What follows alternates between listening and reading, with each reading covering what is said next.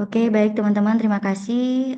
Saya sampaikan kepada Mas Gali selaku moderator pada diskusi kita. Jadi teman-teman ya, diskusi bulanan untuk Prodi Hukum Tata Negara sebenarnya itu sudah pernah diadakan ya, eh, teman-teman ya.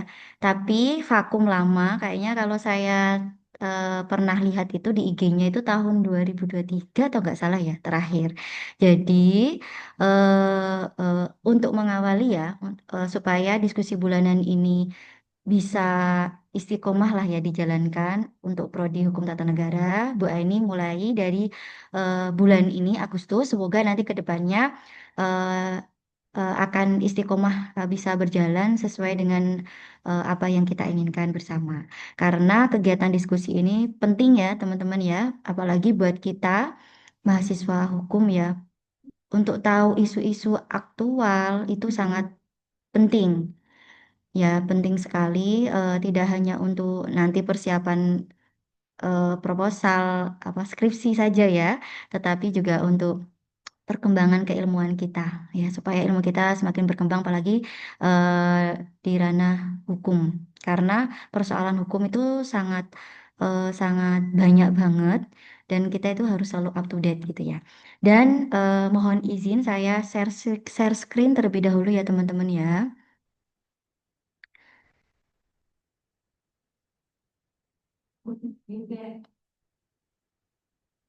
Hmm. Baik, apakah bisa terlihat teman-teman? Alhamdulillah bisa terlihat dengan jelas, Ibu. Oke, baik. Baik, hari ini untuk mengawali diskusi kita pada apa ya tahun ini ya, karena baru diadakan lagi di tahun 2025, kita akan membahas mengenai peran MK dalam menjaga arah legislasi demokrasi antara penegakan konstitusi dan dinamika politik. Jadi teman-teman tahu ya, MK sendiri itu adalah sebagai lembaga tinggi negara yang memiliki mandat utama itu untuk menjaga kemurnian dan supremasi konstitusi. Nah, dalam konteks demokrasi Indonesia, bahwasanya peran ini itu tidak hanya sebatas menguji undang-undang terhadap undang-undang dasar, tetapi juga memastikan bahwa setiap proses legislasi sejalan dengan prinsip-prinsip demokrasi dan nilai-nilai konstitusional. Nah, perjalanan legislasi di Indonesia kerap dipengaruhi oleh dinamika politik yang cepat berubah, kepentingan kelompok, kemudian serta tekanan publik. Nah, kadang situasi ini tuh berpotensi menggeser orientasi legislasi dari semangat konstitusi menuju arah yang lebih pragmatis atau bahkan transaksional. Nah, disinilah kemudian MK itu hadir sebagai penyeimbang antara penegakan konstitusi dan dinamika politik. Jadi Mahkamah Konstitusi itu tidak hanya bertindak sebagai penjaga gawang saja ya, agar produk legislasi tidak bertentangan dengan Undang-Undang Dasar, tetapi juga sebagai penafsir konstitusi yang mampu menegaskan batas-batas kekuasaan legislatif. Nah, di MK di Undang-Undang Dasar sendiri ya teman-teman, jelas di pasal 24C di situ ada kewenangan-kewenangan MK ya, yang salah satunya itu adalah judicial review ya, undang-undang terhadap Undang-Undang Dasar. Oke, berikutnya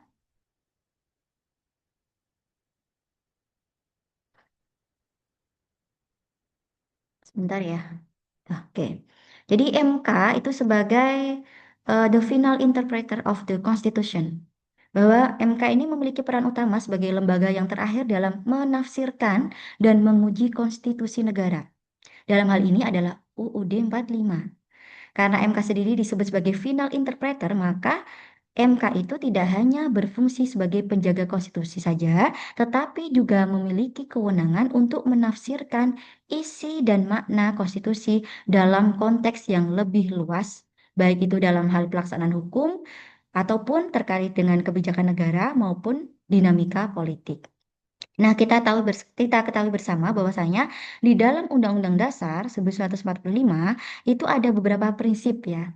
Jadi prinsip UUD 45 itu bahwasanya Indonesia, negara Indonesia itu kan kedaulatan tertinggi di tangan rakyat atau demokrasi ya. Kemudian menganut prinsip nomokrasi atau artinya bahwa negara Indonesia itu menganut negara hukum dan kemudian teokrasi. Selain demokrasi dan demokrasi, menurut Arif Hidayat bahwasanya negara Indonesia itu adalah negara yang berketuhanan. Artinya apa? Ya berarti yang sudah mengandung nilai-nilai, terkandung nilai-nilai religius. Itu negara Indonesia. Nah, kemudian kewenangan menguji undang-undang terhadap undang-undang dasar itu menjadi kewenangan yang mutlak, ya, menjadi kewenangan yang mutlak oleh Mahkamah Konstitusi. Nah, penafsiran konstitusi ini meliputi legislasi dan kemudian adjudikasi konstitusional atau kewenangan menafsirkan konstitusi atau undang-undang dasar. Nah, kemudian putusan Mahkamah Konstitusi itu adalah final dan mengikat, teman-teman ya. Nah, ini yang perlu digaris bawahi ya. Kadang kita pasti bertanya-tanya ya terkait dengan putusan Mahkamah Konstitusi. Jadi, Mahkamah Konstitusi itu adalah memiliki peran yang utama tadi yang sudah saya jelaskan ya. Jadi, dia sebagai gawang ya atau penjaga konstitusi. Selain itu juga dia memiliki peran terakhir sebagai final interpreter. Yang artinya apa? Bahwasanya lembaga Mahkamah Konstitusi itu lembaga yang mungkin sangat mulia ya, sangat harusnya diduduki oleh hakim-hakim yang memiliki integritas yang tinggi, memiliki jiwa negarawan yang tidak cuma negarawan sifatnya prosedural, tetapi yang memang benar-benar track recordnya itu memang benar-benar bersih. Nah, begitu ya teman-teman ya.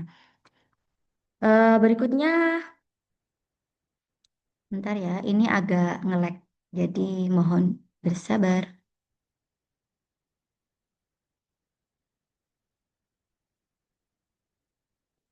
Agak lambat teman-teman, sebentar. Nah, berikutnya kita bicara Mahkamah Konstitusi dalam skema legislasi. Nah, jadi ini kita bicara idealnya. Jadi karena Mahkamah Konstitusi sendiri salah satu kewenangannya adalah menguji undang-undang terhadap undang-undang dasar, otomatis di situ Mahkamah Konstitusi hasilnya itu adalah berupa putusan yang sifatnya final dan mengikat tadi ya.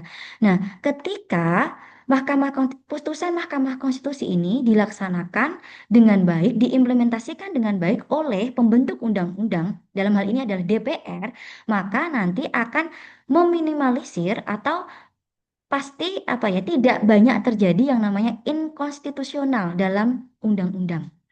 Nah, yang terjadi saat ini itu kan banyak banget undang-undang yang inkonstitusional. Ya, jadi tidak sesuai dengan undang-undang dasar lah, bertentangan dengan prinsip-prinsip Pancasila lah, dan lain sebagainya. Nah, itu karena tidak mengindahkan yang namanya putusan Mahkamah Konstitusi.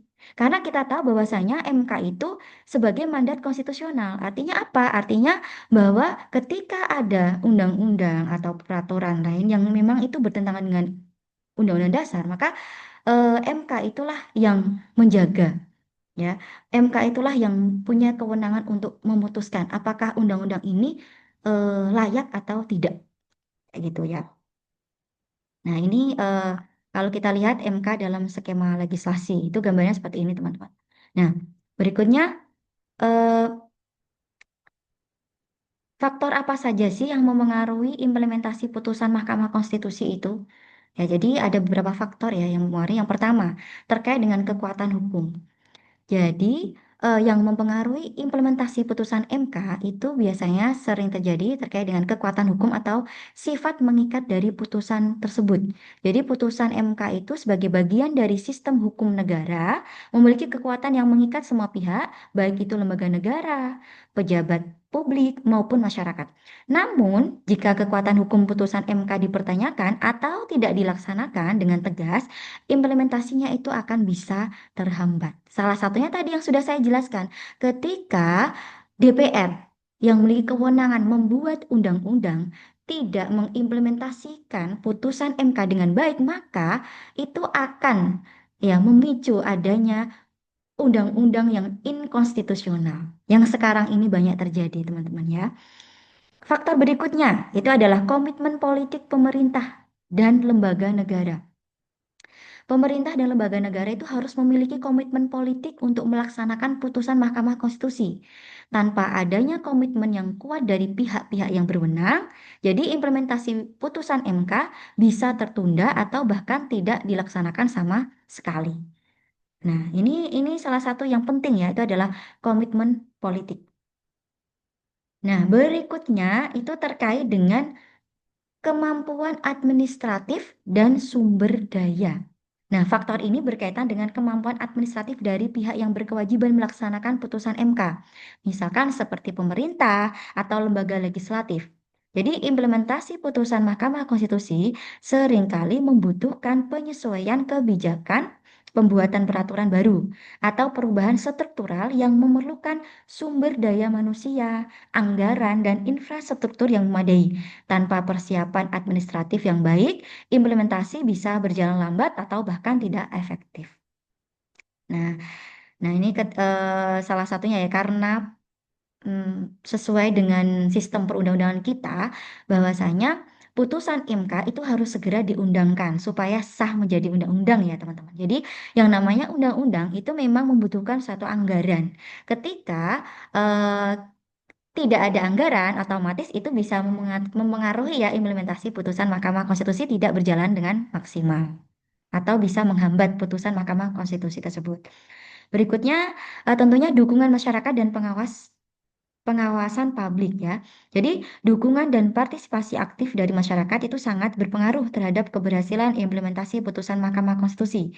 Jika masyarakat itu mendukung putusan MK, baik melalui protes atau tekanan publik, maka implementasi akan lebih cepat dan lebih kuat.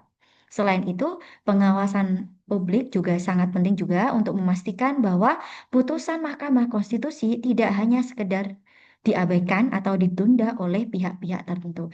Nah, ini adalah beberapa faktor-faktor yang mempengaruhi implementasi dari putusan Mahkamah Konstitusi. Eh, Berikutnya yaitu adalah ketaatan terhadap putusan Mahkamah Konstitusi.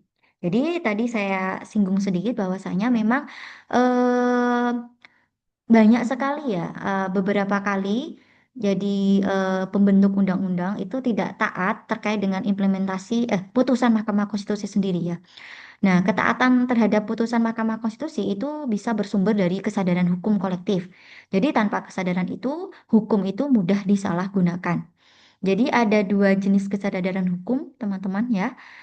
Yang pertama adalah legal consciousness as within the law atau kesadaran hukum sebagai ketaatan hukum berada dalam hukum sesuai dengan aturan hukum yang disadari atau difahami.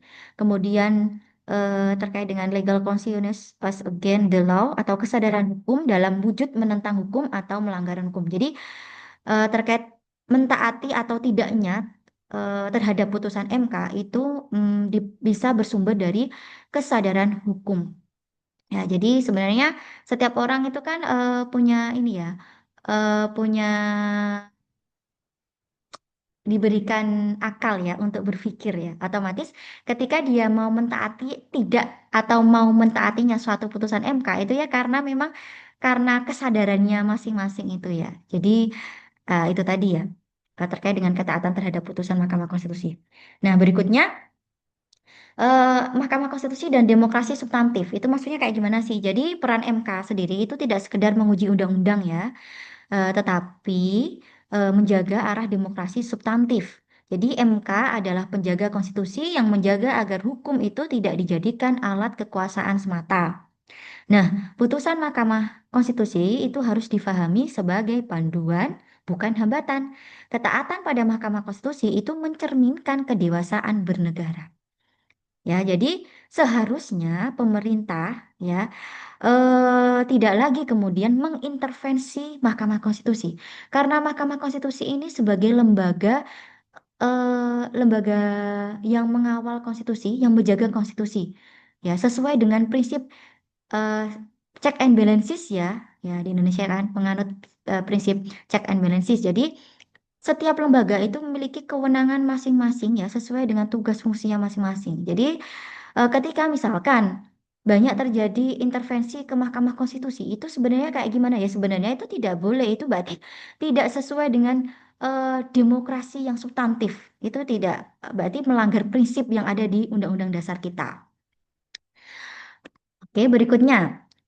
Tanpa ketaatan terhadap putusan Mahkamah Konstitusi, maka sistem hukum itu akan kehilangan otoritasnya. Jadi, peran Mahkamah Konstitusi itu bukan sekedar hukum, tapi juga menjaga etika demokrasi konstitusional.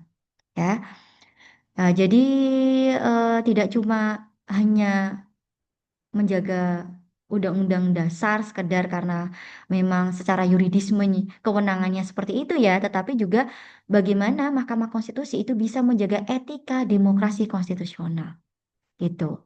Nah, ini untuk terakhir di slide saya ya. Untuk selebihnya kita akan fokuskan pada diskusi ya, tanya jawab. Silakan teman-teman kalau misalkan ada yang mau ditanyakan, boleh. Silakan waktu sepenuhnya saya serahkan kepada Mas Gali selaku moderator dan saya mohon izin untuk stop share-nya ya. Oke, silakan teman-teman. Mas Gali, monggo.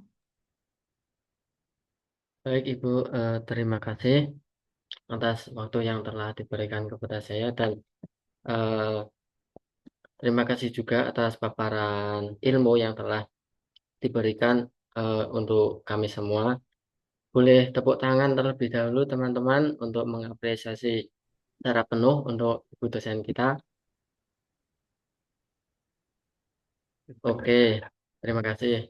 Untuk selanjutnya, kita memasuki diskusi dari pemaparan Ibu Aini Rahmania tadi dari slide pertama sampai slide terakhir. Mungkin dari teman-teman ada pertanyaan, mungkin satu, dua, atau semuanya mempunyai pertanyaan. Nah, di sini adalah forum diskusi, maka silakan untuk ditanyakan sehingga di sini kita sharing-sharing berbagi ilmu yang semula itu tidak paham menjadi paham, yang semula tidak tahu menjadi tahu. Nah, untuk teman-teman silakan untuk bertanya begitu. Apakah ada?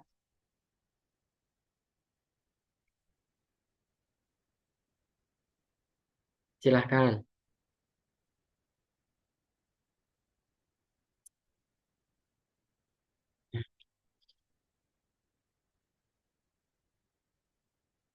Mungkin dari Mas Ardi Ananta atau Mas Nizam Aditama dan lain-lain. Silahkan. Di sini eh, forum bebas ya, Mas, Mbak, teman-teman semuanya. Jadi nggak perlu tegang dan nggak perlu secara formal banget. Jadi enjoy aja begitu. Kiranya ada pertanyaan, silahkan ditanyakan. Baik konteksnya tentang tema ini ataupun di luar tema, boleh silahkan. Nggak apa-apa. Dan jangan lupa untuk dikomparasikan dengan hal-hal ataupun kegentingan yang telah terjadi di negara ini begitu. Mungkin tak rasa dari teman-teman banyak pertanyaan. Nah, silahkan untuk ditanyakan dan di sini nanti kita diskusi bersama-sama untuk menentukan ataupun memberikan benang merahnya dari pertanyaan yang telah diajukan begitu. Izin bertanya, Ibu, Bu Aini. Sebelumnya perkenalkan nama saya Muhammad Ardi Ananta, Prodi HTN semester 3. Ter- saya di sini cuma ingin bertanya tentang kondisi negara kita saat ini. Sebelumnya kita sudah mengerti bahwa sistem hukum di negara kita ini kan ada yang istilah namanya trias politika, di mana trias politik trias politika ini kedudukannya tuh saling mengawasi ataupun check in balance. Nah, tetapi ada isu-isu terkini terkait pembubaran DPR. Nah, DPR itu kan termasuk dalam legislatif. Nah, pertanyaan saya, apakah DPR itu bisa dibubarkan secara otoriter dari presiden ataupun dari MPR, atau kalau tidak bisa, apakah bisa dibubarkan dari melalui suara rakyat, yaitu melalui demo, demo besar-besaran. Nah, ketika ketika DPR itu sudah dibubarkan, maka negara Indonesia ini akan menganut sistem seperti apa? Karena sebelumnya kan ini kan ada trias politika, trias politika. Nah, ketika DPR itu dibubarkan nanti sistem hukum di Indonesia itu menganut sistem yang bagaimana begitu. Sekian, terima kasih. Terima kasih untuk Mas Ardi Ananta. Sebuah pertanyaan di luar prediksi ya, tak rasa. Karena sangat berbobot dan sangat menyinggung apa yang telah terjadi di tataran negara ini. Begitu. Untuk pertanyaannya saya coba ulangi kembali, Ibu. Eh, Mengikut eh, kondisi negara kita saat ini, yaitu terdapat trias politika yang mencakup check and balances. Nah, kemudian disinggung juga tentang pembubaran DPR dan apakah DPR dapat dibubarkan oleh presiden ataupun MPR dan ataupun rakyat, dan apabila DPR itu resmi untuk dibubarkan, maka keadaan ataupun kondisi di negara kita itu bagaimana, baik di sistem hukumnya ataupun dalam tataran pemerintahannya. Kurang lebih seperti itu.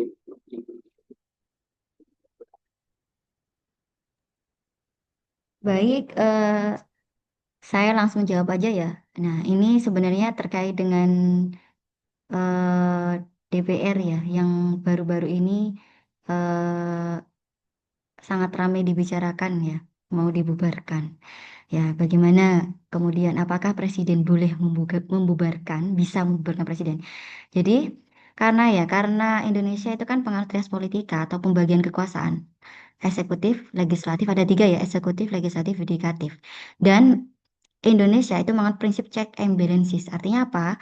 Masing-masing lembaga itu memiliki kedudukan yang sama, sesuai dengan tugas, menjalankan tugas fungsinya masing-masing. Berarti karena presiden dan DPR itu sama ya kedudukannya, maka memang presiden itu secara hukum itu tidak bisa membubarkan DPR. Sekalipun itu dulu pernah dilakukan oleh Gus Dur ya, berusaha untuk kalau nggak salah ya itu membubarkan DPR, tetapi memang tidak berhasil ya teman-teman ya. Nah itu. Tapi sebenarnya teman-teman karena kita ya itu hal yang menarik ya. Tetapi ini saya tarik ke ini ya kaitannya ke Mahkamah Konstitusi juga ya. Karena memang pembahasan kita di sini itu adalah diskusi kita itu adalah fokusnya ke MK-nya dulu gitu ya. Oke.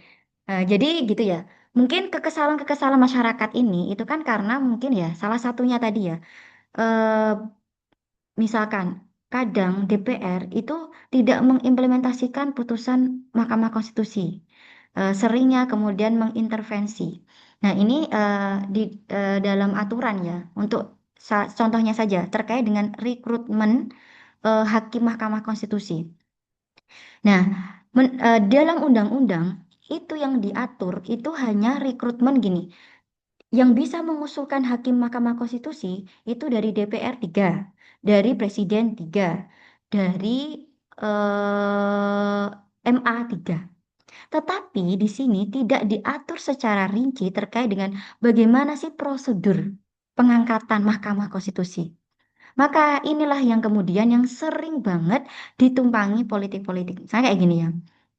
Tiba-tiba Presiden pada saat itu, Presiden SBY itu mau mengusulkan Akil Muchtar menjadi MK secara tiba-tiba. Karena memang dalam undang-undang tidak dijelaskan secara rinci bagaimana sih prosedur rekrutmen. Kemudian ada lagi baru-baru ini eh, Pak Arief itu kan mau pensiun ya, tiba-tiba DPR mengusulkan salah satu eh, usul yang menggantikan Pak Arief itu. Padahal track recordnya yang diusulkan DPR itu dulu itu cenderung memang sangat berkecimpung di legislatif. Nah, artinya ya ini masyarakat mau tidak suudon, ya gimana ya? Karena yang diusulkan DPR itu dulunya itu memang berkepentingan di legislatif. Pasti itu ada titipan-titipan kan kayak gitu ya. Maksudnya mungkin yang diresahkan masyarakat sehingga masyarakat itu muncul ketidakpercayaan terhadap wakil rakyat kita karena memang sering banget apa ya? Sering banget dengan gebrakan-gebrakannya itu tidak sesuai, tidak mewakili rakyat, tetapi hanya mewakili kepentingan-kepentingan golongan kepentingan-kepentingannya saja, artinya sesuai dengan apa ya, golongan-golongan tertentu saja. Itu yang selama ini terjadi. Nah, ini balik lagi ke MK tadi ya, terkait dengan rekrutmen, yaitu itu tadi fenomena-fenomena yang terjadi ya. Eh, Kemudian terkait dengan hakim MK sendiri ya tadi terkait dengan karena tidak adanya undang-undang pengaturan terkait dengan rekrutmen hakim MK yang secara rinci maka itu memunculkan makanya kemudian ada beberapa tahun terakhir ya Akil Mukhtar ditangkap ya kan KPK ya kan kemudian ada hakim MK yang memang secara etika itu jelas ya diputus karena memang dia sudah apa namanya memutuskan putusannya tidak integritas yang kemarin yang memutuskan ponakannya lolos ke Senayan itu kan. Nah, itu kan juga udah ditunggangin politik kan. Nah, itu loh maksudnya yang apa namanya fenomena-fenomena yang terjadi yang memang sebenarnya itu memang perlu kita itu perlu merespon kayak gitu. Masyarakat atau kita sebagai mahasiswa itu harus kritis terkait dengan hal itu.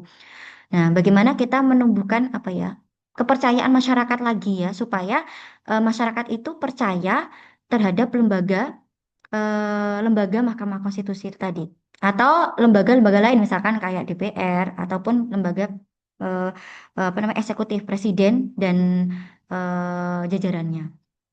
Nah, itu tadi itu fenomena tadi ya yang terkait dengan eh, MK saja itu ditunggangin oleh politik. Itu realnya kayak gitu ya. Nah, itu putusan-putusan MK yang sekarang memang beberapa kali putusannya yang cenderung itu memang tidak apa ya, eh tidak integritas ya, tidak etikanya itu tidak ada gitu loh teman-teman. Jadi bisa dikatakan kadang itu DPR juga mengusulkan hakim MK itu juga yang baru-baru ini itu sering ya apa ya etikanya tidak ada dari segi etika ya sudah minus dari hukumnya juga sudah salah etikanya juga salah dari segi sudah memang sudah nggak benar gitu loh jadi mungkin itu yang kemudian menimbulkan kekecewaan dari rakyat. Sekarang ini tuh MK itu mulai dilumpuhkan teman-teman ya. Jadi teman-teman itu harus mulai kritis nih kita akademisi ya. Harus mulai kritis ya. Dulu kemarin itu KPK ya. Sekarang itu MK juga mulai dilumpuhkan nih, ditunggangin para politik-politik. Ya itu mungkin ya Mas Adi yang mengakibatkan kemudian masyarakat apa ya kemudian pengen membubarkan DPR. Cuma kalau misalnya DPR itu memang secara hukumnya itu memang tidak bisa karena eh, sesuai dengan teori prinsip check and balances ya.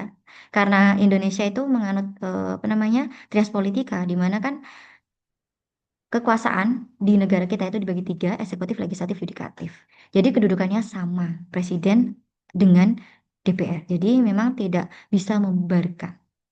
Bu, kalau rakyat gimana, Bu? Ya udah, tapi nanti kan itu kan juga keputusannya itu kan tetap ya berada di pemerintah ya. Jadi tidak semudah itu ya sebenarnya untuk membubarkan DPR. Karena dulu juga eh, pada eranya Gus Dur itu juga pernah punya inisiatif untuk membubarkan presiden, tetapi juga tidak berhasil gitu teman-teman ya. Begitu sih ini dari Bu Aini. Mungkin kalau misalnya teman-teman mau sharing lebih dalam lagi, boleh kita saling tukar sharing ya. Karena Bu Aini di sini tidak kemudian yang menjadi paling bisa. Jadi maksud diskusi ini tuh kita saling bertukar pikiran. Gitu ya teman-teman ya. Oke gitu Mas Gali, silahkan mungkin kalau ada yang mau ditanyakan lagi.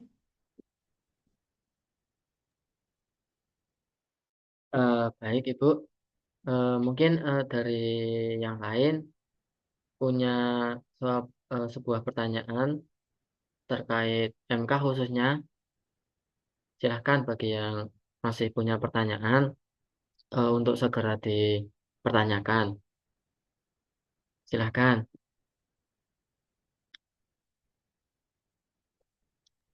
Kalau misalkan malu bertanya lewat ini ya langsung, secara langsung bisa kemudian ditulis di chatnya, Mas. Boleh teman-teman silakan.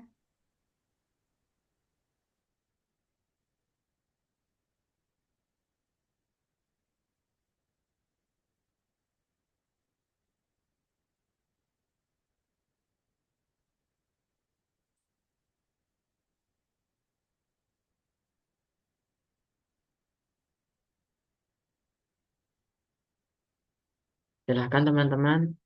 Ayo silahkan yang punya pertanyaan ataupun baru menggagas berkata untuk sebuah pertanyaan. Ini masih ditunggu. Jadi masih ada waktu banyak.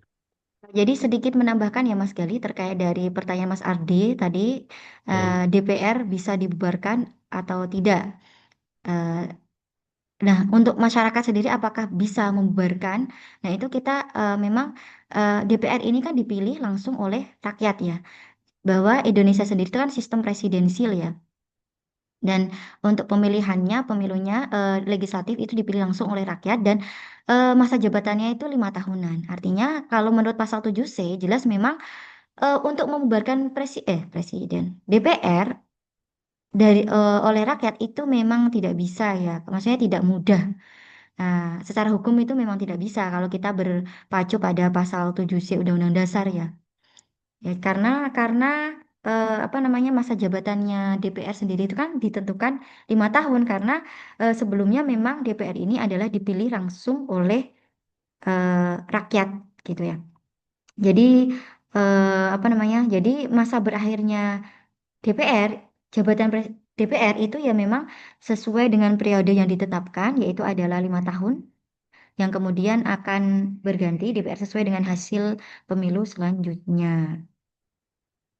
Tapi kalau misalkan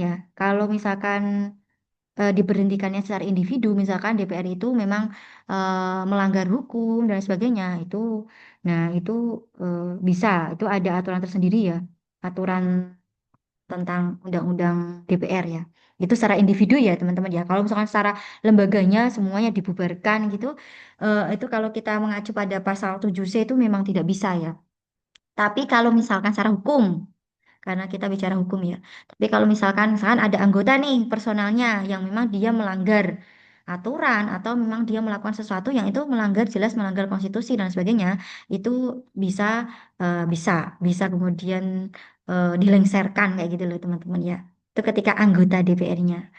Nah, itu nanti mengacu di Undang-Undang DPR gitu. Itu sebagai tambahan dari BA ini ya. Dan yang lainnya silahkan. Ini Mahkamah Konstitusi itu menjadi hal yang menarik ya teman-teman ya. Apalagi kita anak hukum tata negara. Tentunya kita itu tidak asing lagi. Sering banget kita kayak apa ya istilahnya materi-materi tentang putusan MK lah, hakim MK lah, kayak gitu kan tuh. Jangan jangan bilang teman-teman eh, tidak tahu nih MK itu apa. Tahu dong ya, Mahkamah Konstitusi. Ya hakimnya ada berapa? Ada, ada berapa hakimnya? Ada 9. Oke. 9. Ya, ya. Oke, silakan teman-teman yang lainnya. Mas Galih, monggo silakan. Atau Mas Galih sendiri mau tanya, boleh. Jadi diskusi ini kita santai, tapi kita mendalam ya, supaya kita bisa menambah insight kita terhadap isu-isu aktual, terutama terkait dengan ketatanegaraan. Apalagi kita prodi hukum tata negara. Jadi harus dikuatkan nih teorinya dulu. Teori ketatanegaraannya dulu. Silakan Mas Galih. Mungkin teman-temannya yang ada yang mau ditanyakan lagi. Monggo teman-teman, silahkan bagi yang masih punya pertanyaan untuk segera ditanyakan. Berhubung waktu masih lama, begitu, dan pembahasannya cukup lengkap sekali. Jadi keluarkan ide-ide kalian, jiwa critical thinking kalian untuk ditanyakan, untuk didiskusikan pada pertemuan kali ini, begitu.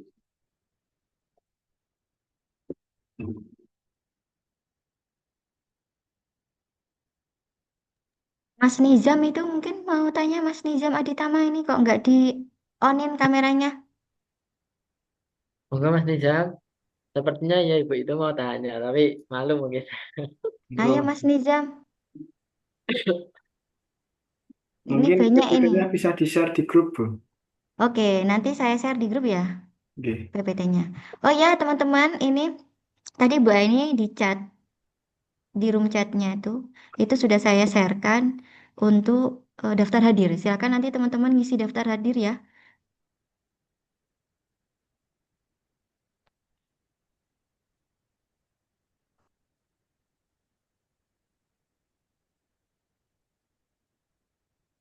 Nah, ini mana Silakan suaranya sih yang lain. anak-anak HTN?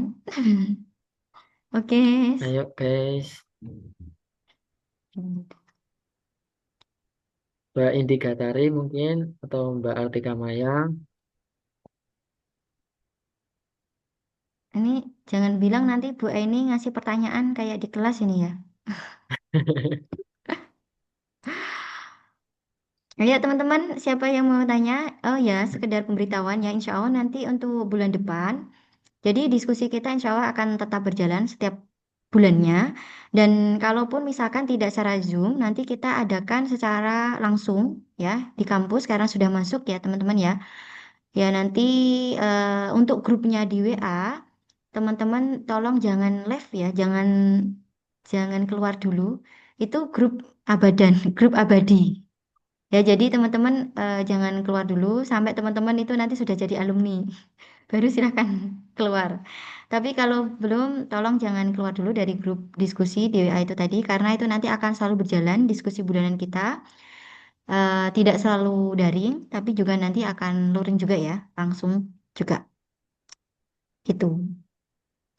Itu saja untuk pemberitahuannya. Oke, yang lainnya silakan. Ada yang mau ditanyakan? Mas Nizam ini gimana ini orangnya nih?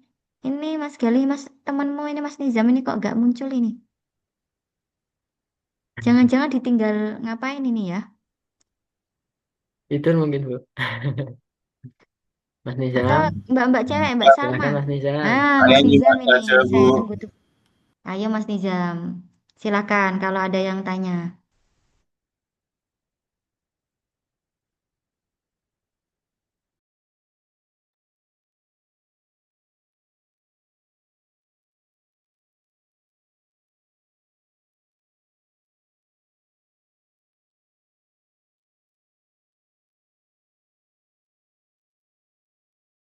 Monggo Mas Nizam atau yang lain.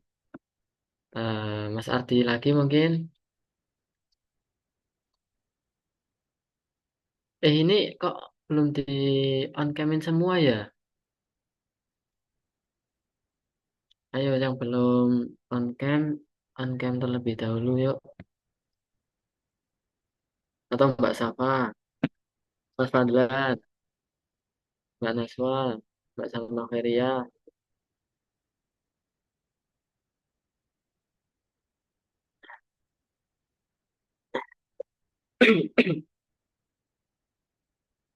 Ayo teman-teman, apakah ada pertanyaan lagi untuk kita diskusikan pada pertemuan kali ini?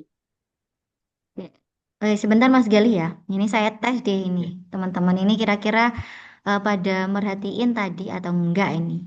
Coba ini tak panggil ini. Mbak Indi Gatari. Mbak Indi Gatari coba. Mana-mana onin dong. On Saya, cam. Bu. Oke, on cam mana-mana. Mana wajah yang cantik, Sebentar. wajah cantiknya. Nah, kalau nggak ditunjuk itu nggak bakalan bersuara. Padahal mereka itu pintar-pintar loh. Ini jatuhnya kayak kuliah ya. Nah, gimana? Ada pertanyaan tidak? Belum ada lagi. Oke, deh, Bu Aini coba tanya ini ya. Ini kira-kira apa namanya? Tak tes ini ya, Bu Aini ngetes teman-teman ya. Nah, tadi MK MK itu hakimnya tadi ada berapa, Mbak? Mana? Hakim MK tadi ada berapa? Ada berapa? Ada eh ada 9 kalau nggak salah. Oke. Kewenangannya MK tadi salah satunya apa? Kewenangan MK tadi salah satunya apa ya? Bentar Bu, inget-inget dulu. Oke. Itu apa? Mengaji undang-undang. Menguji Mengkaji, menguji menguji undang-undang undang-undang terhadap terhadap undang-undang undang-undang dasar. dasar ya. Jadi itu kewenangannya MK. Mbak, semester berapa? Semester 3 besok. Oke, ya. Udah tahu Mahkamah Konstitusi ya? Lembaga Mahkamah Konstitusi? Sudah tahu? Sudah tahu, sudah. Sudah. Oke, salah satu hakimnya siapa? Yang sekarang Bu, Iya, coba siapa? Tahu nggak? eh yang kemarin ke kampus itu Pak siapa? Arsul Sani itu. Itu hakim MK ya kan? Oke, ya. Ya jadi teman-teman ya, eh, coba dibaca di pasal 24C Undang-Undang Dasar 1945. Di situ menjelaskan terkait dengan kewenangan MK dan juga ada undang-undang tersendiri terkait dengan Mahkamah Konstitusi ya. Undang-Undang nomor 24 tahun 2003 yang kemudian ada beberapa kali perubahan, hanya beberapa pasal saja yang dirubah gitu ya teman-teman. Itu nanti buat tindak lanjutnya teman-teman harus lebih memahami, lebih memahami, lebih kritis lagi terkait dengan lembaga-lembaga di Indonesia ya gitu. Terima kasih ya Mbak Indi. Oke, terima Iya Bu, kasih. sama-sama. Ya, oke. Ya, itu ya teman-teman. Yang lainnya mungkin ada yang ditanyakan?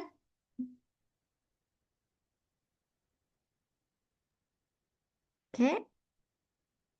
Gimana ini Mas Oke, Galih? yang lain. Oke, atau mau ada yang Mas mau? Flan, Mas Fadlan sepertinya ini Bu, Mas Fadlan. Oh iya, silahkan. Mau tanya mungkin Atau Mbak Safa. agak melenceng tapi eh, tetap tetap ada temanya sama ini. Nah, I- mau tanya Bu, Mas Fadlan eh, di on cam dong, biar biar enak, ini biar saya backgroundnya bisa melihat wajahnya Mas Fadlan. backgroundnya susah banget Bu. Gak apa-apa, gak usah pakai background. Gak apa-apa. Nah, Bu,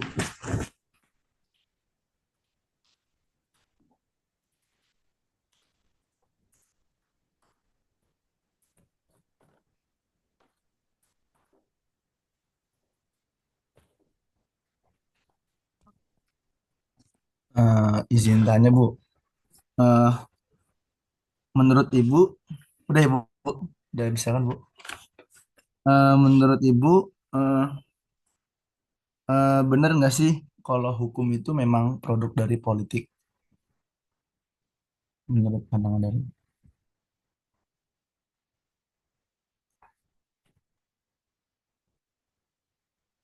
sudah Bu. Oke, gitu Mm-mm. pertanyaannya. Udah, Ya, ya. Jadi kalau Mas Fadlan itu pernah baca bukunya Politik dan Hukum ya, bukunya Prof. Mahfud MD itu ya. Jadi eh, gini. Kalau kita katakan apakah produk dari politik, ya karena kan hukum itu kan dibuat oleh lembaga legislatif, di mana lembaga legislatif itu kan ada karena memang dia berangkat dari partai politik. Ya, itu ada yang berpendapat, ada yang setuju bahwa hukum itu produk dari politik. Ya, politik. karena itu runtutannya ya atau kristalisasi gitu ya. Tapi Mm-mm. ya kalau Bu Aini sendiri ya memang memang hukum itu tetapi gini teman-teman ya. Tetapi gini, Meskipun hukum itu ada yang mengatakan sebagai produk politik, tetapi yang namanya hukum itu kan suatu aturan norma ya, norma. Ya, Bu. Ya, jadi di mana di dalam norma itu harus ditaati kan kayak gitu.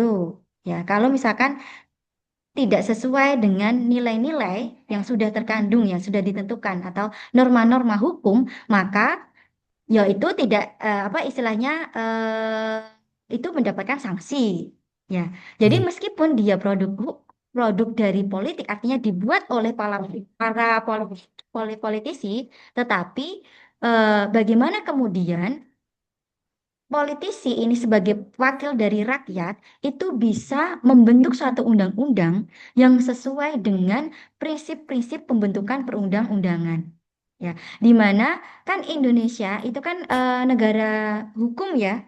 Ya, Ya. pasal 1 ayat Bahasa satu. 3.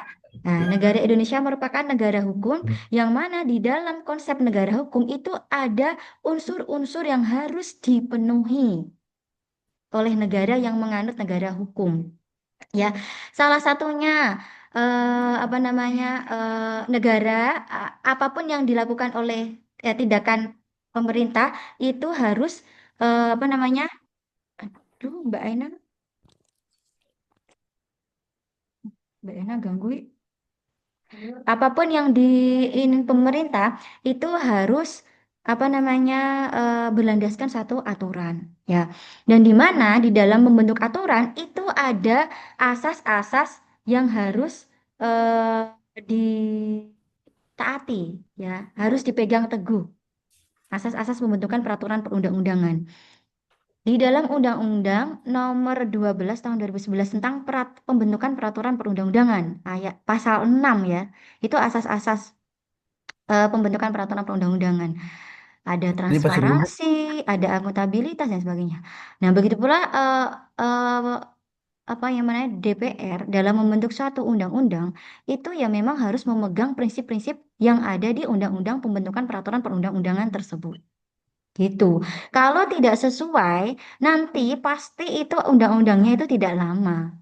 Pasti itu nanti Hmm, ada saja yang kemudian itu nanti diuji materi. Ya, karena memang bertentangan kayak dengan asas, bertentangan dengan Pancasila, bertentangan atau bertentangan dengan Undang-Undang Dasar. Gitu. Gitu sih, Mas. Memang kalau dibilang apakah ini menurut statement saya ya, Mas ya, karena memang terkait dengan ini tuh setiap orang itu punya apa ya, punya pandangan yang berbeda ya terkait dengan itu.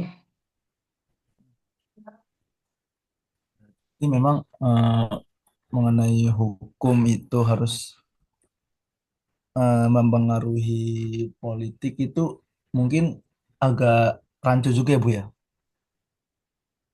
Karena ya memang politik itu juga politik lah yang mempengaruhi hukum itu.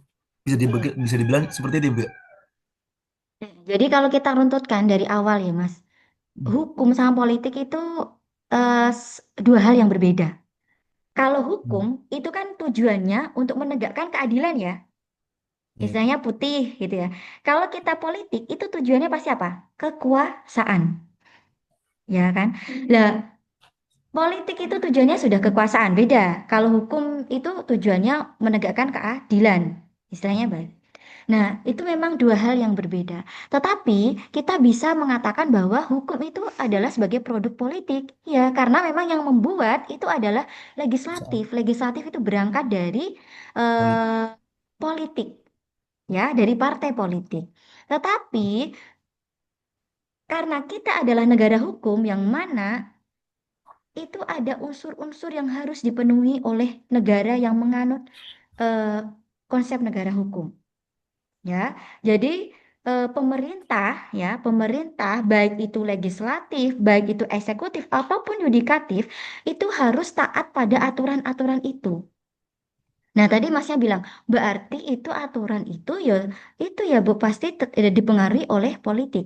Jadi Politik. gini, kalau misalkan si pembuat itu taat pada aturan-aturan ya, yang aturan-aturan yang sudah ada, saya kira itu pasti nanti akan minim yang namanya inkonstitusional ya.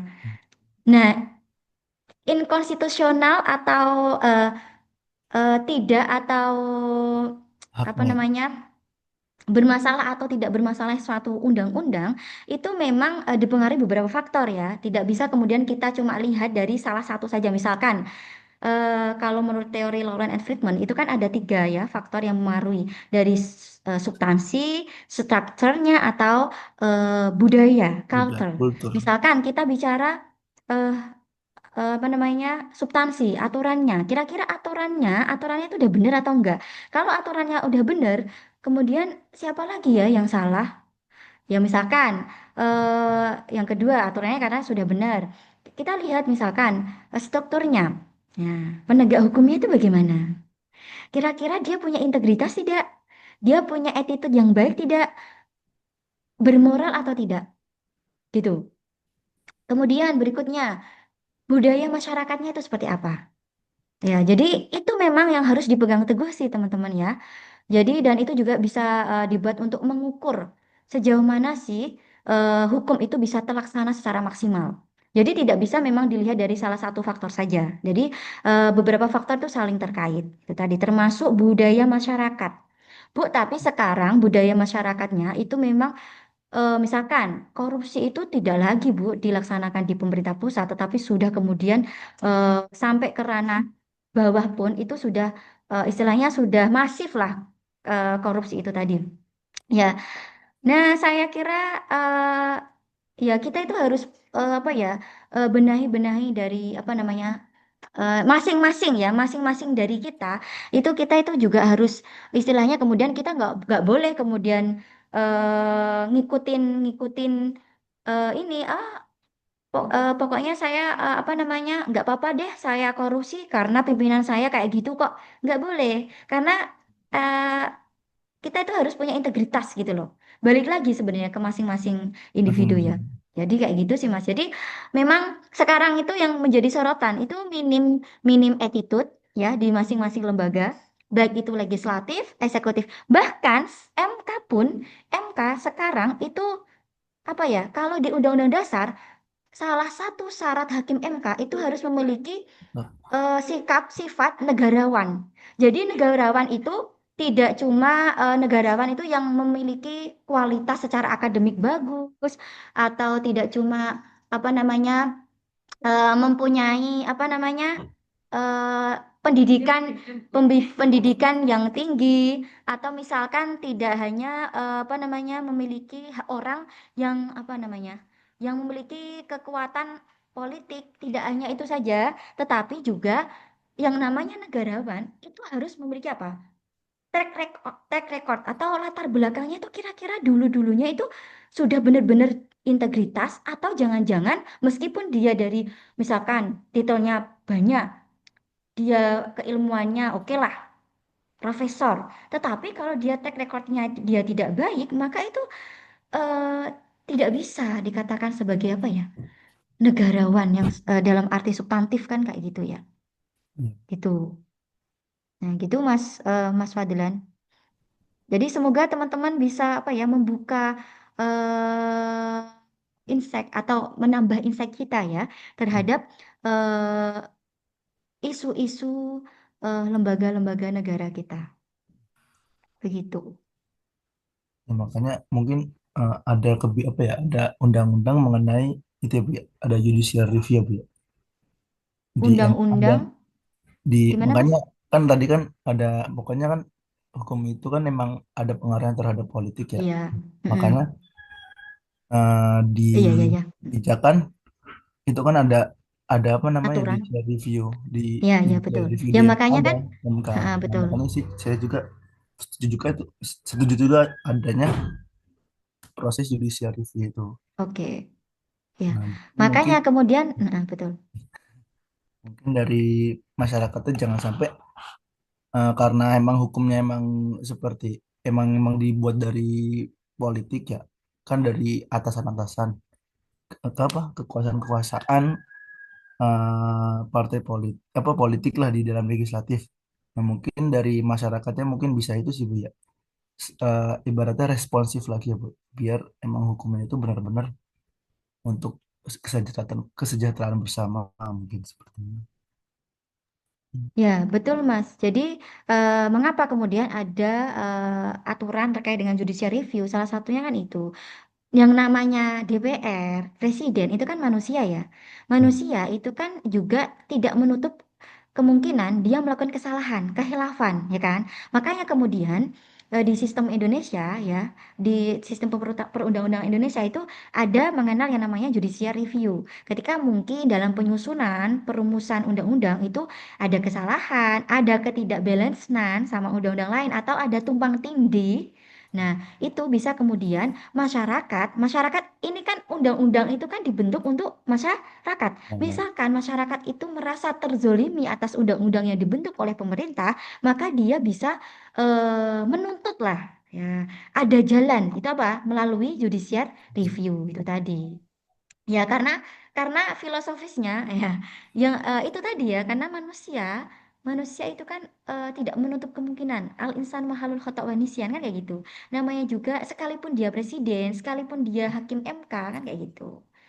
Nah, lah peran masyarakat itu sangat penting, teman-teman ya. Jadi kita itu saya itu sudah males Bu kalau kita mau bersuara karena pemerintah itu tidak mendengarkan suara kita. Ya, kita jangan pesimis dulu ya, kita harus optimis. Kita harus sebagai masyarakat itu harus partisipatif ya. Jangan pasif saja.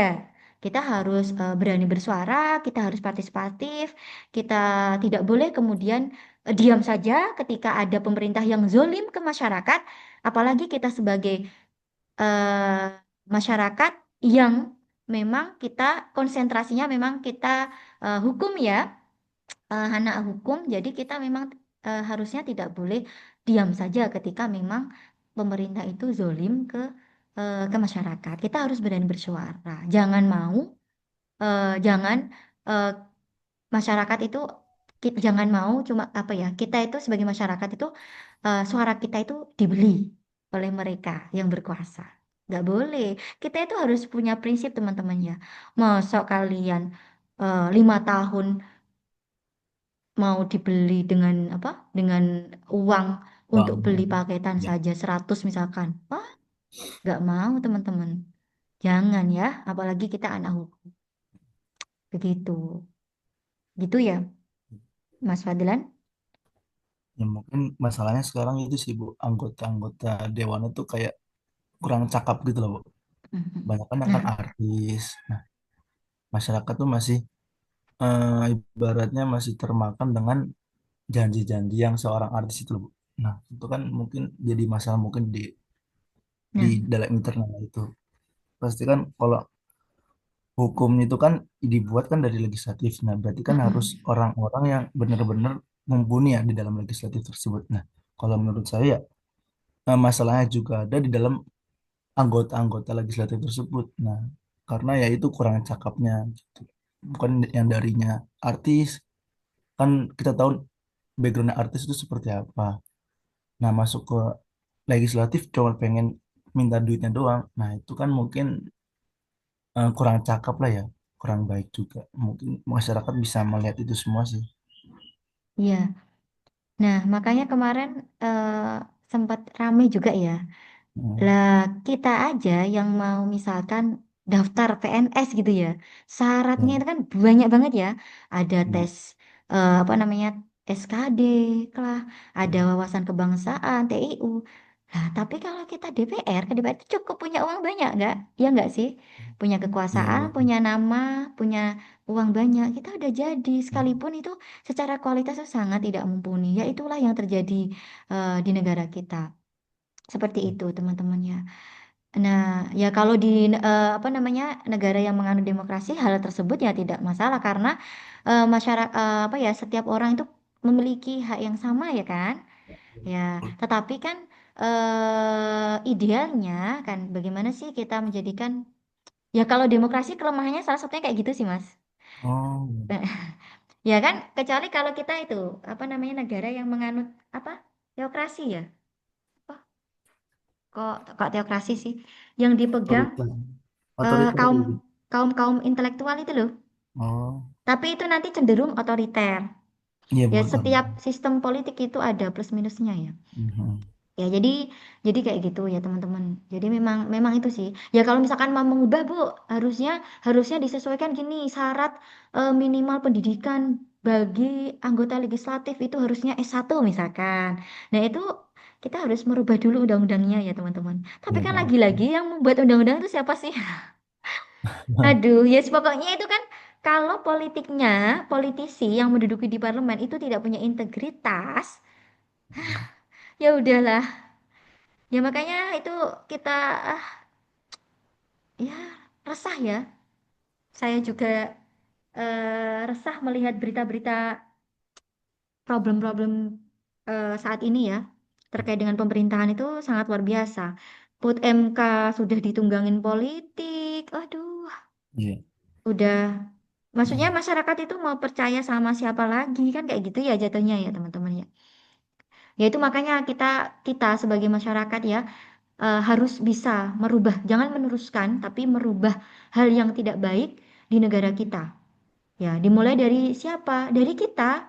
Jadi kita itu harus punya integritas, kita harus punya moral yang baik. Siapa tahu nanti kita yang bakalan menduduki di legislatif atau di lembaga-lembaga pemerintahan lainnya. Abu nggak mungkin Bu, wong pemerintah itu pun sekarang ya berdasarkan faktor keluarga misalnya. Ya kan kita nggak tahu ya ke depannya. Ya intinya dari kita sendiri kita harus punya integritas yang baik, punya attitude, moral itu penting yang harus kita miliki bersama. Begitu. Oke. Gimana Mas Fadlan? Iya, Bu.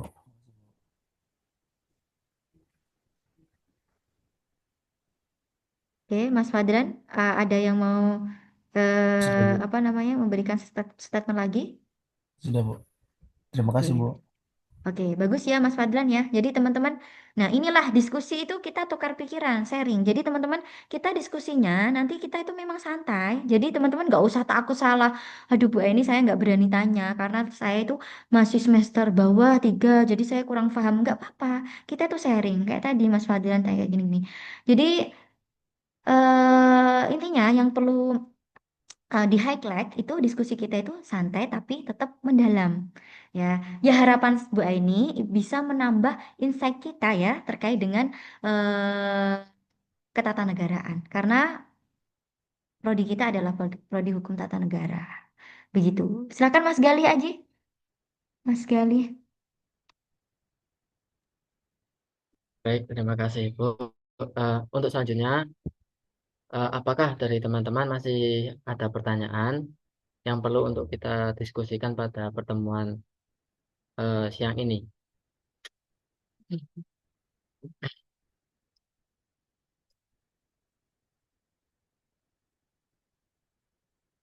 Apakah masih ada?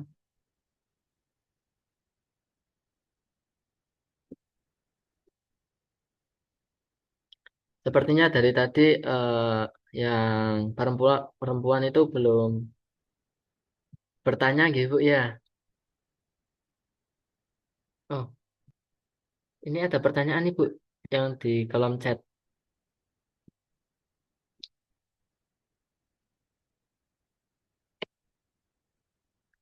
Saya bacakan gitu Bu. Bu izin bertanya terkait MK yang bisa membatalkan dan mengubah UU. Apakah MK perlu meminta izin kepada lembaga lain atau hanya mengacu pada UUD saja? Terus apakah DPR Presiden, maaf, terus apakah DPR atau Presiden ketika bikin baru itu bisa gak tanpa persetujuan MK? Dan kalau ternyata di dalam UU itu tidak sesuai dengan UUD, bagaimana peran MK itu Bu? Terima kasih. Baik Mas Gali ini langsung saya jawab ya jadi terima Ibu. kasih atas pertanyaannya baik. Eh, apakah MK bisa eh, MK yang bisa membatalkan dan mengubah undang-undang, apakah MK perlu meminta izin kepada lembaga lain? Ya, tidak perlu. Tidak perlu ya, Mbak ya. Karena di dalam pasal 24C Undang-Undang Dasar itu jelas ya. Salah satu kewenangan MK itu memang adalah menjudicial review. Judicial review itu apa sih? Hak uji materi terkait dengan apa? Undang-undang terhadap undang-undang dasar. Poinnya ini ya, yang perlu di highlight ya. menguji undang-undang terhadap undang-undang dasar. Maksudnya sih apa sih, Bu? Menguji ketika ada undang-undang, hierarki perundang-undangan itu teman-teman kan ya. Yang paling tinggi itu apa sih? Ada yang namanya undang-undang dasar kan ya. Kemudian ada TAP MPR. Kemudian ada undang-undang atau Perpu. Kemudian ada PP, kemudian ada Perpres, kemudian ada Perda. Nah, ketika ada undang-undang di bawah undang-undang dasar yang bertentangan dengan undang-undang dasar, itu menjadi kewenangan Mahkamah Konstitusi dalam menguji. Nah, terus prosedurnya gimana? Jadi, prosedurnya berarti masyarakat atau yang merasa dirugikan silahkan menguji materi pasal-pasal yang tidak sesuai dengan undang-undang dasar, dibawa ke Mahkamah Konstitusi melalui prosedur apa namanya, beracara di Mahkamah Konstitusi. Gitu caranya ya Mbak. Jadi nggak perlu dalam memutuskan misalkan jadi hakim itu kan ada 9 teman-teman ya. Jadi nanti gini, tidak kadang itu tidak semua hakim itu sepakat atas pendapatnya. Kadang itu ada hakim yang 4 itu setuju dengan yang digugat, ada hakim yang lainnya itu tidak setuju. Yang banyak itu yang dimenangkan kan kayak gitu. Ya, jadi setiap hakim itu punya legal standing. Jadi nanti dalam putusannya yang suara terbanyak itu adalah yang menjadi putusan yang final dan mengikat. Nah, ketika putusan MK ini sudah diputus ya, hasil uji materi sudah diputus MK, maka putusan MK itu harus segera dibentuk undang-undang. Siapa yang memiliki kewenangan membentuk undang-undang? Siapa? Ya legislatif, DPR. Nah, karena menurut apa namanya teori perundang-undangan ya adalah yang membentuk undang-undang adalah DPR dan kemudian harus disetujui eksekutif ya nanti dalam pengesahannya yaitu ya harus juga ada tanda tangan presiden DPR dan presiden kayak gitu. Kemudian, apakah DPR Presiden ketika bikin undang-undang baru itu bisa nggak tanpa persetujuan MK? Nah, secara teori ya memang.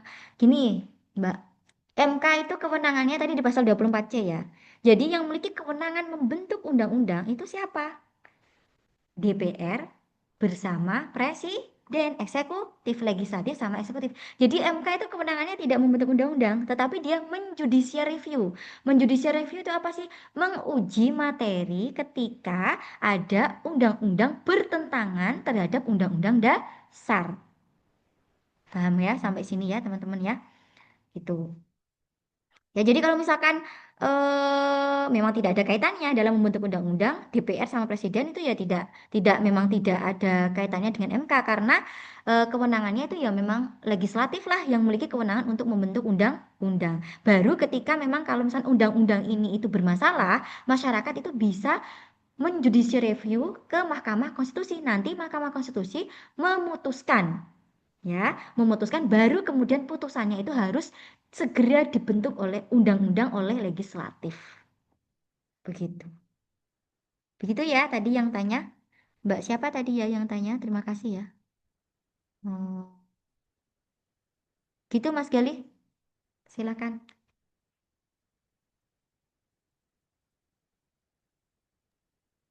Baik Ibu, kembali lagi ke diskusi. Saya tanyakan kembali, apakah masih ada pertanyaan-pertanyaan dari teman-teman semuanya yang perlu atau yang kiranya kita diskusikan pada siang hari ini sebelum sampai kepada penghujung acara ataupun penutup. Silahkan bagi yang masih menyimpan atau mempunyai cadangan pertanyaan, silahkan untuk ditanyakan begitu. Oke Mas Ardi, kayaknya mungkin sudah nggak ada yang tanya nih. Eh, silakan teman-teman bisa dicek dulu di chatnya. Itu ada daftar hadir. Silakan teman-teman bisa ngisi link kehadiran ya. Apakah sudah ada? Sudah terlihat? Gimana Mas Gali? Sudah terlihat belum? Bu, belum Bu? Oh, mau mau saya kirim ulang ya? Oke, Belum ada Ibu, belum mohon on Bu. maaf. Oh, belum ada. Sebentar. Belum. Nanti saya kirim ulang dulu.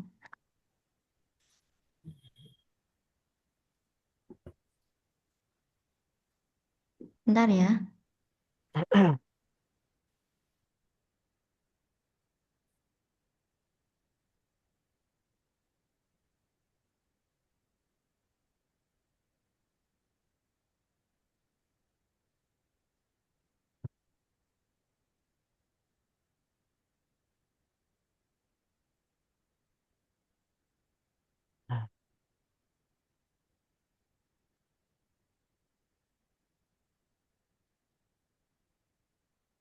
Apakah bisa terlihat? Bisa nggak Mas Gali? Alhamdulillah bisa Ibu. Tapi kok ini nggak bisa diakses ya Bu? Untuk Oh, linknya bisa dipencet, tapi nggak bisa diakses untuk absensinya begitu. oh, masa nggak bisa diakses, teman-teman? Ya, di sini tertera tautan dinamis tidak valid begitu Ibu. Mohon maaf. Oh, betul-betul nggak bisa diakses, nggak bisa diakses ya. Coba kalau saya buka,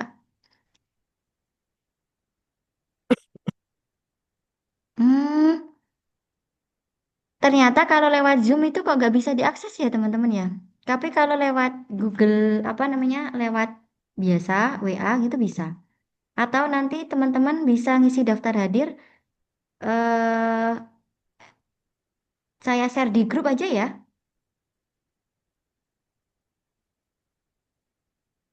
gitu. Atau gimana? Mungkin boleh seperti itu Ibu, biar teman-teman mempermudah dalam absensinya. Tapi untuk yang tidak mengikuti Oh diskusi iya, ini bagaimana Ibu nanti? ya, ya harusnya ini ya, karena nanti ini terkait dengan sertifikat juga. Oke, Mas Ardi, boleh di-share sertifikatnya?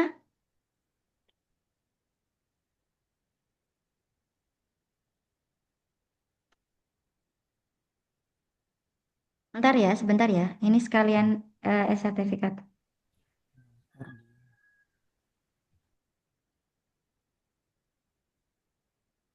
Baik, izin masuk. Kalau semisal nanti sertifikatnya itu kita kirim melalui di chat Zoom ini bagaimana Bu? Atau kita tampilkan barcode-nya nanti biar teman-teman scan, terus otomatis nanti bisa terkirim lewat email teman-teman masing-masing. Nah, Oh, sekalian itu kan termasuk juga bisa disebagikan absensi nanti masuk di Google Form. oke. Absensi. Mas Ardi bisa membantu, bisa share screen aja ke barcode-nya. Bentar, bentar.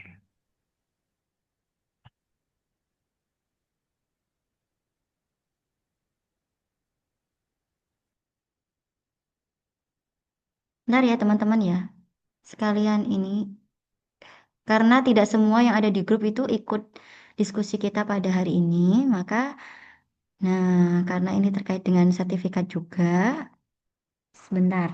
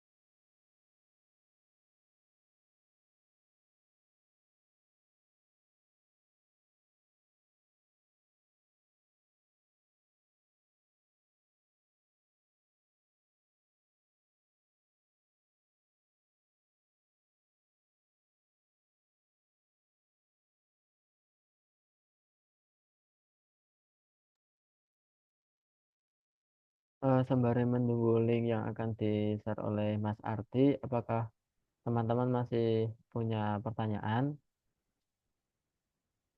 Silahkan.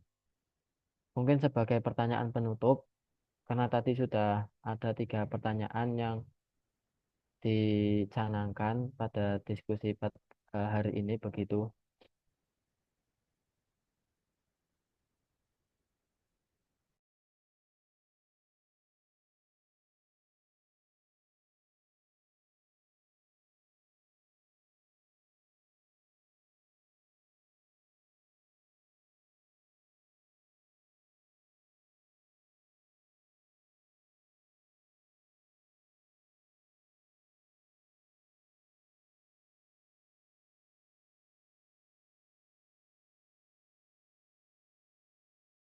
Itu teman-teman yang sudah di-share Mas Ardi Ananta terkait dengan sertifikatnya ya, sertifikatnya. Coba dicek dulu, sudah bisa dibuka belum? Oke.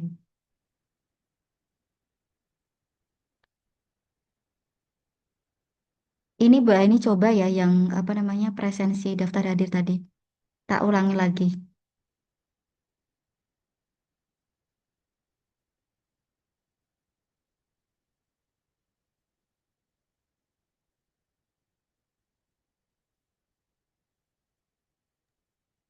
Gimana teman-teman dari kedua link tersebut, apakah bisa diakses semua? Apakah bisa diakses semua? Ini yang saya yang barusan saya kirim ini adalah, nah, daftar hadirnya teman-teman sudah bisa ya? Alhamdulillah Silakan sudah bisa teman-teman, Ibu. sudah bisa ya, Mas ya? Nggih, nggih Oke. sudah bisa. Yang terakhir ini daftar hadir. Silakan teman-teman yang ikut diskusi ini ngisi daftar hadirnya.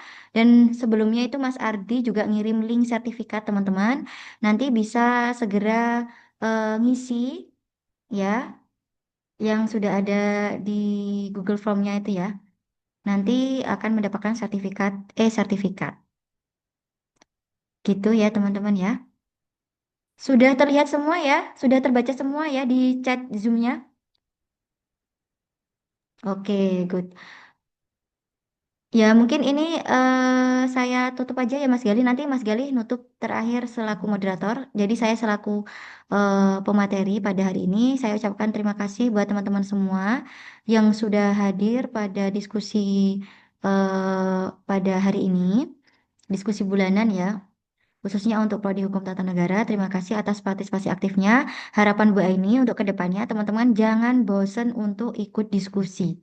Karena diskusi itu akan sangat berguna untuk kita menambah wawasan ya, kemudian menambah pengetahuan kita, melatih supaya kita lebih kritis lagi, ya kan? Jadi teman-teman jangan kemudian bosan Bu Aini kayak gitu. Jangan sampai punya pikiran kayak gitu karena diskusi itu nanti dampaknya akan baik untuk kita ya, bukan untuk kalian saja tapi untuk Bu Eni juga karena kita saling bertukar pikiran itu kan juga sangat bagus. Itu aja. Dan untuk terakhir sebagai penutup kita sesuai dengan materi kita pada hari ini yaitu adalah kita membahas tentang MK ya. Jadi Mahkamah Konstitusi sendiri eh, itu adalah sebagai lembaga yang mengawal konstitusi ya, yang diberikan mandat konstitusional ya, yang salah satu kewenangannya adalah judicial review dan kemudian Mahkamah Konstitusi sebagai apa, lembaga penafsir ya, penafsir konstitusi yang mana putusannya itu final dan mengikat.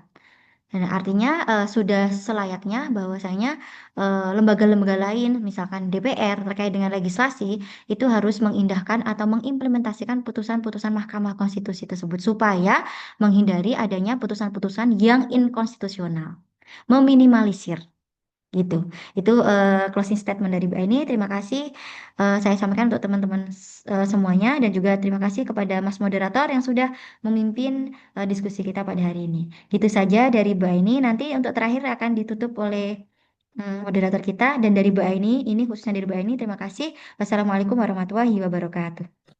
Waalaikumsalam Waalaikumsalam warahmatullahi warahmatullahi wabarakatuh. wabarakatuh. Minta aplausnya dulu untuk Bu Aini teman-teman semuanya. Izin menutup juga Ibu. Pertama-tama saya mengucapkan banyak terima kasih untuk Ibu Aini Rahmania khususnya selaku pemateri dalam diskusi bulanan pertemuan pertama ini, karena karena apa yang telah Ibu sampaikan ini sangat berbobot, sangat eh, sangat daging semua begitu. Jadi saya rasa apa yang Ibu sampaikan, apa yang kita diskusikan semua itu tadi semoga bermanfaat dalam menunjang perkuliahan baik semester 3 ataupun 5 dan seterusnya begitu.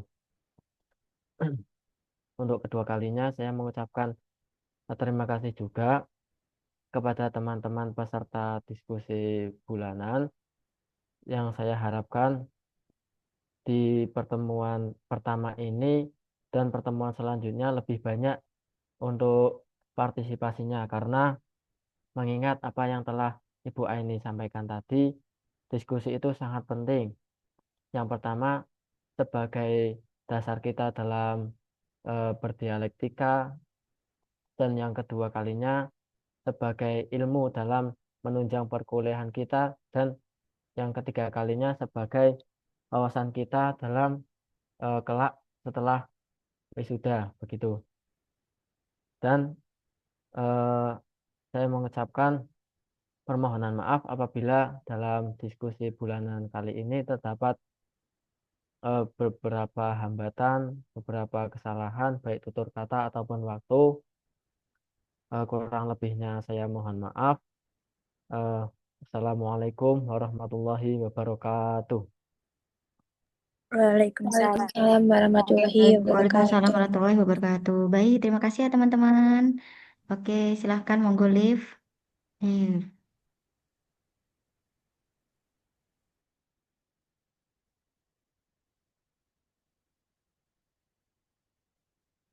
Oke, saya stop ya recordingnya. Makasih ya Mas Galih ya. Ini Ibu, sama-sama. Hmm, Terima kasih juga Ibu. oke, sama-sama. Yang lainnya juga terima kasih. Mas Ardi juga terima kasih.